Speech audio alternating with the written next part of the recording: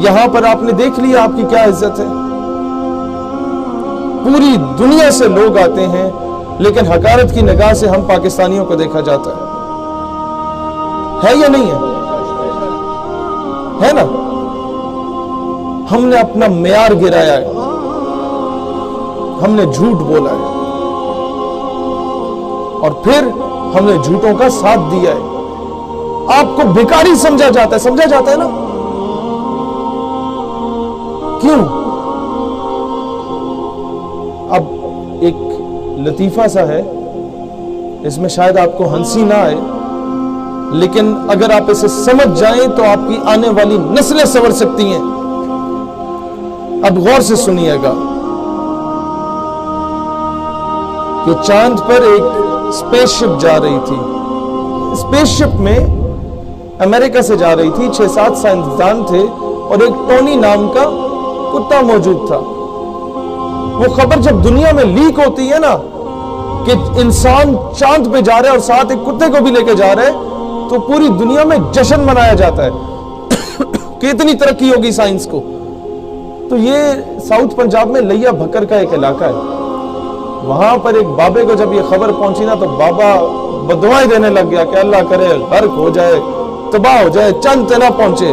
People ask ہم اے question کہ بابا جی وہ اسپیس شپ تہاڈی ہے؟ ہی ریپلائڈ نو, وہ مینڈی نہیں ہے. اسے جڑا کتا جا رہے ہو تہاڈا ہے؟ کہندا نہیں وہ بھی میرا نہیں ہے.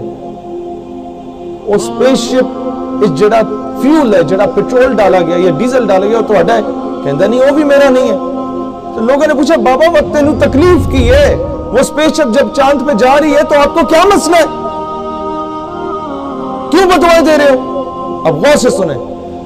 اس بابے نے کہا کہ بیٹا وہ اسپیس شپ اگر خدا نہ خواستہ چاند پہ پہنچ جاتی ہے نا, اور چاند پر چاند کی اپنی مخلوق پہلے سے موجود ہوتی ہے, اور 100 مرتبہ خدا نہ خواستہ اس اسپیس شپ سے اگر سائنسدان کی جگہ پہلے کتا باہر آ جاتا ہے, تو کہیں چاند کی مخلوق یہ نہ سمجھے کہ زمین کی مخلوق ایسی ہوتی ہے, کیونکہ وہ کتا چاند پہ زمین کی نمائندگی کر رہا ہوتا ہے.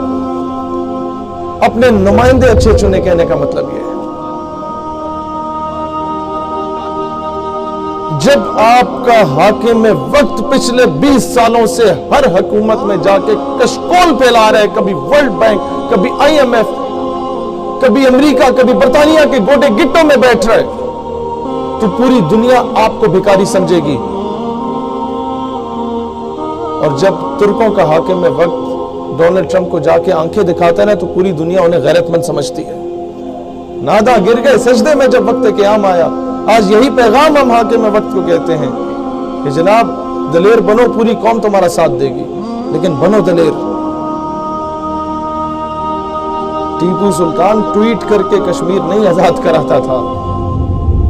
ٹیپو سلطان اقوام متحدہ میں جا کے منتیں ترلے کر کے کشمیر آزاد نہیں کرواتا تھا. ٹیپو سلطان جس کی مثالیں دی جاتی ہیں وہ بھیک نہیں مانگتا تھا, اور بتوں سے تجھ کو امیدی خدا سے نو امیدی. یہ IMF, یہ ورلڈ بینک, یہ سارا کچھ ان کے آگے بھیک مانگنا, ان سے کشمیر کی بھیک مانگنا. بتوں سے تجھ کو امیدی خدا سے نو امیدی, مجھے بتا تو صحیح اور کافری کیا ہے. یہ یاد رکھنا کہ ہمیں حکومت سے, اس کی پالیسی سے اختلاف ہو سکتا ہے. پاکستان دھرتی ماں ہے, اس کا دشمن ہمارا دشمن ہے. اس پرچم, اس کی نسبت اسے غور سے دیکھو, کیا گنبد خضرا سے نہیں؟ اس کا دشمن ہمارا دشمن ہے. میں کیوں پیار کرتا ہوں اس ملک سے کہ یہاں پیدا ہو گیا؟ نہیں, ایک وجہ ہے کہ یہاں سعودی عرب میں آ کے بھی آپ لوگوں کو اس وطن, اس دھرتی ماں کا احساس دلا رہا ہوں کہ یہاں کماؤ, سارا کچھ کرو, لیکن اپنے ملک کو سرو کرو. سینے پہ اپنا عزت بحال کرنا چاہتے ہو؟ پوچھا جاتا ہے, are you from Pakistan? No, I am from India, I am from Bangladesh. کیوں؟ بولو ہاں, I am from Pakistan, the only homeland after Medina Pak which was made on the name of Islam. I am from Pakistan, the only nuclear power in the entire Islamic world. When we became nuclear power, بتاؤ نا, سینے پہ پاکستانی پرچم لگا کے پھرو آج سے.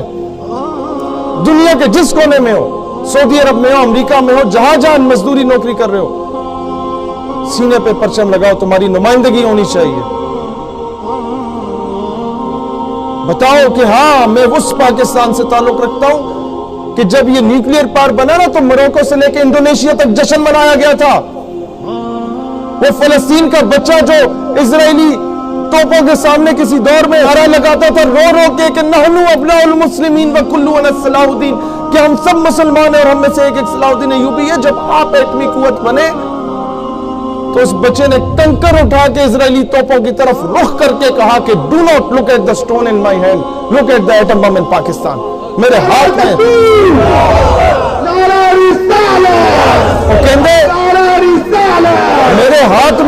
میرے ہاتھ میں یہ کنکر نہ دیکھو، پاکستان میں موجود ایٹم بم دیکھو. پوری دنیا کو آپ سے امیدیں وابستہ ہیں. آپ لوگ اپنا دفاع نہیں کریں گے تو دنیا ٹھڈے مارے گی، لاتے مارے گی. اور یہ قانون ہے دنیا کا. فخر سے سینہ تان کے چلیں کہ دنیا میں سب سے زیادہ عشق رکھنے والی قوم ہی ہم ہیں. امیر عرب کو آئی ٹھنڈی ہوا جہاں سے میرا وطن وہی ہے. کیوں ٹھنڈی ہوا اور خوشبو آئی رسول اللہ علیہ السلام کو اس بر صغیر کے خطے سے؟ دوستان ذی وقار، جب امت مسلمہ پر مشکل وقت آیا تو پاکستانی طیارے ہی گئے، فلسطین تک گئے. ایئر مارشل نور خان کے طیارے گئے، اور جب ان کے جہازوں کو تباہ کیا تو وہ شکر ادا کر رہے تھے کہ جہاز پاکستان سے آئے تھے، جارڈن کے نہیں تھے، ورنہ تو یہ مسلسل ہمیں تباہ کرتے رہتے. انہوں نے تو واپس چلے جانا ہے، ایشینز ہیں. تو اپنی قدر جانو یار. کیا کسی کے گھر سے جا کے کھانا کھا رہے ہو، مزدوری کر رہے ہو، جھاڑو لگا رہے ہو، ٹیکسی چلا رہے ہو، اپنی حق حلال کی کمائی کھا رہے ہو؟ برابری کی سطح میں جینا سیکھو. غلام بن کے نہ جیو.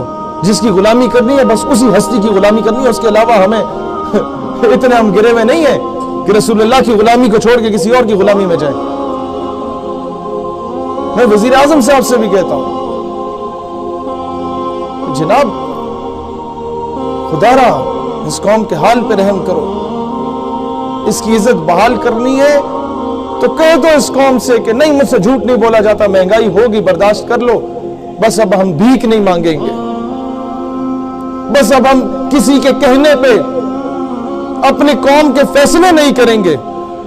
اب کسی کے پریشر میں آ کے ہم ریمنڈ ڈیوس یا کرنل جوزف کو واپس نہیں بھیجیں گے. اب کسی کے پریشر میں آ کے ہم آسیہ ملونہ کو رہا کرنے کے لیے 80,000 لوگوں کو گرفتار نہیں کریں گے. اب کسی کے پریشر میں آ کے کسی گستاخ کو چھوڑنے کے لیے ہم علماء کو شہید نہیں کریں گے.